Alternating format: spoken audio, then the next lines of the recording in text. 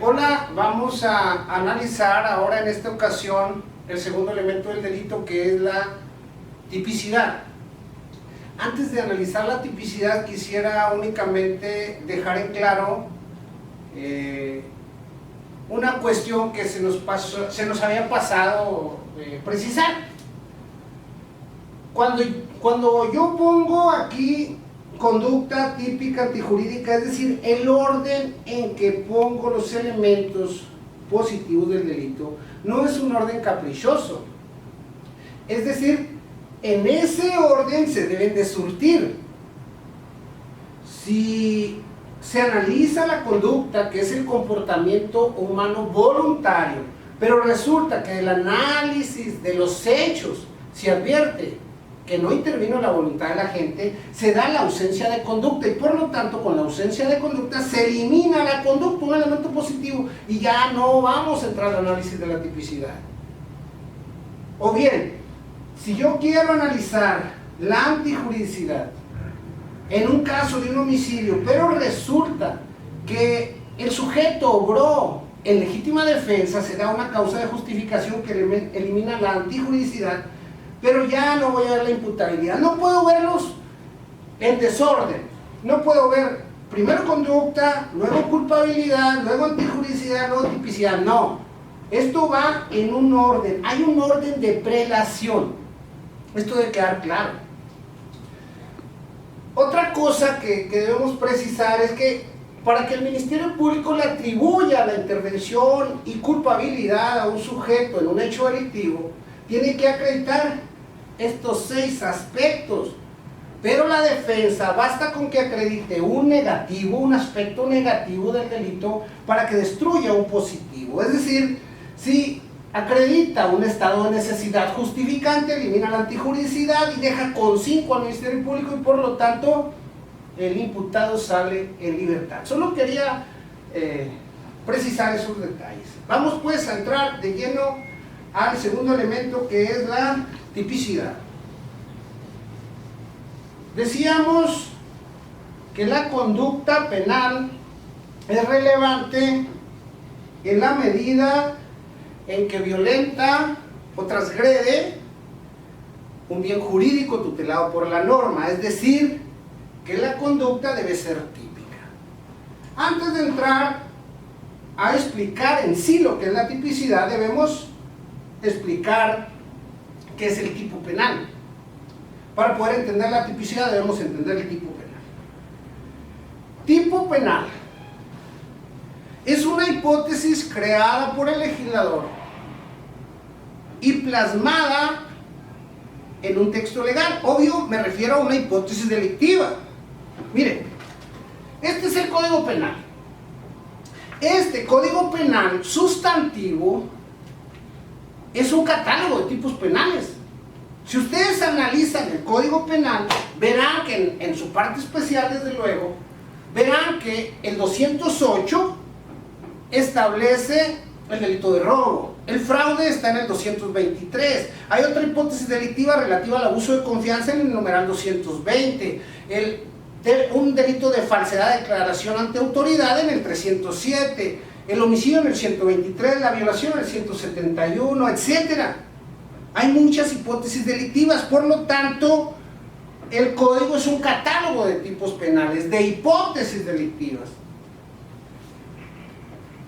Pero estas hipótesis delictivas que están aquí en el Código Penal no tienen forma, no huelen a nada, no saben, no tienen ningún color. ¿Por qué? Porque son un texto. Si nosotros podemos leer aquí, en el numeral 208, dice, artículo 208, en el capítulo 1 del robo, a quien con ánimo de dominio y sin consentimiento de quien legalmente pueda otorgarlo, se apodere de una cosa mueble, ajena total o parcialmente, se le impondrán las siguientes penas, y luego ya nos pone cuáles son las penas. Esta es una hipótesis delictiva. Esta hipótesis delictiva fue creada por el legislador, es decir, en los estados, por las legislaturas de los estados, a nivel federal, por Congreso de la Unión. Pero para poder entender un tipo penal, yo le voy a dar forma. Vamos a explicarlo con nuestras manos. Voy a darle forma en mi mano izquierda al tipo penal. Vamos a suponer, dice el texto, el artículo 208, vamos a imaginarnos que vamos a darle forma a la hipótesis delictiva de robo. Comete el delito de robo quien con ánimo de dominio, esta es, ánimo de dominio, y sin consentimiento de quien legalmente pueda otorgarlo, se apodere de una cosa ajena de naturaleza mueble. Con ánimo de dominio, sin derecho y sin consentimiento del propietario, se apodere de una cosa ajena total o parcialmente de naturaleza mueble. Esta es la forma del tipo penal de robo, artículo 208. Ahora, un sujeto se introduce en una casa y del interior de esa casa, de esa vivienda, sustrae un horno de microondas. ¿Sí? Si analizamos esa conducta del sujeto, tenemos que él se introdujo a un domicilio ajeno y se apoderó de un objeto. Ese apoderamiento del objeto lo hizo con ánimo de dominio, sin derecho y sin consentimiento del propietario. Hubo una conducta consistente en un apoderamiento. Ese horno de microondas le es ajeno total o parcialmente, y desde luego que el horno de microondas es de naturaleza mueble porque se puede mover o trasladar por sí mismo a través de una fuerza o a través de una fuerza externa. ¿Sí? Esos son los bienes muebles, pues en este caso es a través de una fuerza externa porque es un horno a microondas. Si ustedes ven, esta es la conducta de un sujeto. Esto es el tipo penal del 208. Este tipo penal pertenece al código, al texto. Esto pertenece al mundo, esta es la conducta. Bueno, esta es la hipótesis, esta es la conducta. Ese perfecto embonamiento entre conducta e hipótesis delictiva, esa es la tipicidad. Eso es la tipicidad. ¿Cómo vamos a definir pues la tipicidad? Perfecto embonamiento entre hipótesis delictiva y conducta penal. Esto pertenece a la legalidad, al libro, al código, y esto pertenece al mundo. Perfecto embonamiento. Vamos a pensar que una pareja están casados por bienes separados. Es una pareja de dentistas y resulta que la dama le encuentra en su teléfono unos mensajes de WhatsApp. Al médico le escribe una señorita y le dice: me encantó ayer, olía muy rico. Eso es lo que le dice. La dentista, la esposa, lo observa y no, este mendigo no se la va a acabar. Lo voy a correr de la casa. Cuando llega el médico por la tarde, ella le cierra la puerta, le avienta una bata de trabajo, lo que puede, algunos pantalones, ahí le dice: y aquí no te vuelvas a parar. Celosa la mujer. El médico dice: bueno, pues entonces ya me tengo que retirar, pero resulta que la cochera tiene una camioneta Suburban que ordinariamente utiliza la doctora, porque la doctora tiene una niña que es la hija del médico. A la niña la lleva a ballet, la lleva a clases de piano, la lleva a la escuela y ella va a reuniones, a lugares donde la niña pueda jugar con sus amiguitas, etc. Y siempre anda en esa camioneta. Es la de uso normal de ella. Ellos están casados bajo el régimen de separación de bienes. Y esa camioneta está a nombre del médico. Las llaves las dejan ahí en la cochera, colgadas en un portallaves, y entonces él dice: bueno, pues ya me voy, ya luego arreglaré las cosas, y luego va, saca las llaves y se va en la camioneta. Y ella decía: no, pero ¿por qué se lleva la camioneta? Lo voy a denunciar por robo. Y entonces viene a fiscalía y pone una denuncia por robo de vehículo. Dice, no tengo los papeles porque se los llevó en la camioneta, narra todos los hechos, cómo fue. Y se pone el reporte, se sube al sistema Silver de investigación policíaca de vehículos robados, y entonces a partir de ahí en operativos empieza a buscarse la camioneta.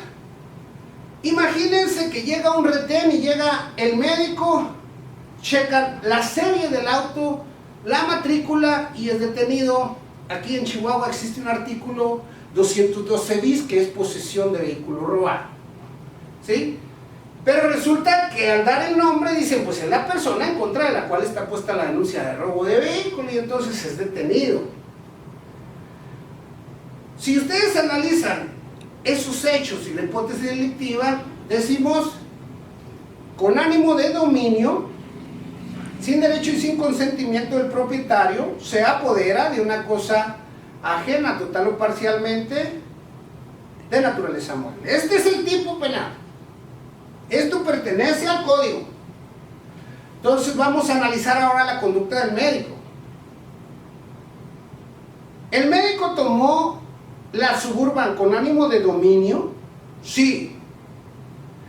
Aquí, ¿lo hizo sin derecho y sin consentimiento del propietario? No. Entonces no se da esto. El bien, ¿hubo un apoderamiento? Sí. ¿El bien es ajeno? No. ¿Es de naturaleza mueble? Sí. Noten cómo quedó la forma. Ensámblenlo en la hipótesis de robo y no ensambla. No ajusta, no hay un perfecto embonamiento. Entonces la conducta es atípica. Si la conducta tiene esta forma y no ensambla exactamente, la conducta es atípica. Es decir, la tipicidad debe ser perfecto embonamiento entre hipótesis delictiva y conducta.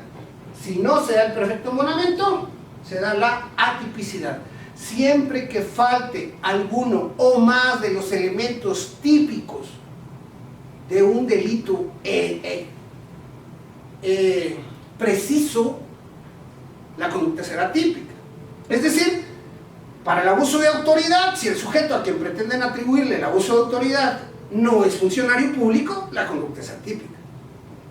Para el delito de daños, cuando el propietario le dice a un albañil, rompa esa pared porque quiero ampliar aquí, y luego después llega la señora, oye, pues ¿qué hizo? ¿Por qué tiró esa pared? Pues es que voy a ampliar para allá. No, señor, y va a poner una querella por daños. Espérate. ¿Por qué? Porque lo autorizó el propietario. Entonces no se da esa antijuricidad específica, y por lo tanto la conducta es atípica porque tuvo el consentimiento del propietario, del titular. Así pues, cada vez que falte un elemento en la conducta que no se embone exactamente a la hipótesis delictiva, la conducta será atípica.